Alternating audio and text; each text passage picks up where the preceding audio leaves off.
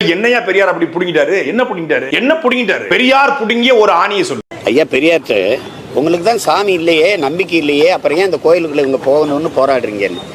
கடவுள் இல்லை, சாமி இல்லைங்கிறது என்னோட உணர்வு. ஆனா இவன் கோயிலுக்குள்ள போய் கும்பிடணுங்கிறது இவன் உரிமை. இந்த உரிமையை போராடி பெற்றுக் கொடுக்க வேண்டியது ஒவ்வொரு மனிதனின் கடமை. ஒரு எளிய மகன் தன் மேல வீசப்பட்ட செருப்பை எடுத்துக்கொண்டு போய் ஒரு செருப்பை வீசிடுறாரு. கடலூர்ட்டேன்னு நினைக்கிறேன். ஒரு செருப்பை வீசிடுறாங்க. திருப்பி அந்த வண்டியை அவரை நோக்கி போன்றாரு. ஒரு செருப்பை வச்சுட்டு அவன் என்ன பண்ணுவான், அதையும் வீசுவான்றாரு.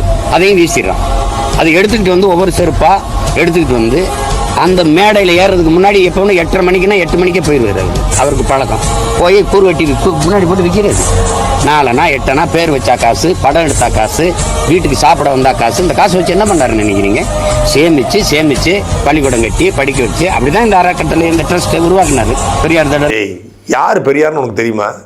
பெரியாரை பத்தி முன்ன படிச்சிருக்கியா? என்னுடைய தாத்தன் நான் அவனுக்கு பேரன்.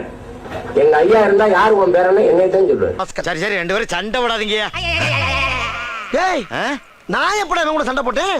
நான் எப்ப சண்டை போட்டேன்? சண்டை போற அளவுக்கு இவன் எனக்கு ஈக்குவலான ஆளா? வியாபார நேரத்துல உசுர வாங்காதே ஆட்டையா. 2 பேரும் ஓரமா நில்லுங்க. சரிங்க சாமி. டேய், என்னடா இங்க வந்து நிக்கிற? அவர்தானே நம்ம 2 பேரும் ஓரமா நிக்க சொன்னாரு. தம்பி, நான் குட்டி கதை சொல்லவன் அல்ல தம்பி, கட்டுக்கதையை சொல்ல வந்தவன்.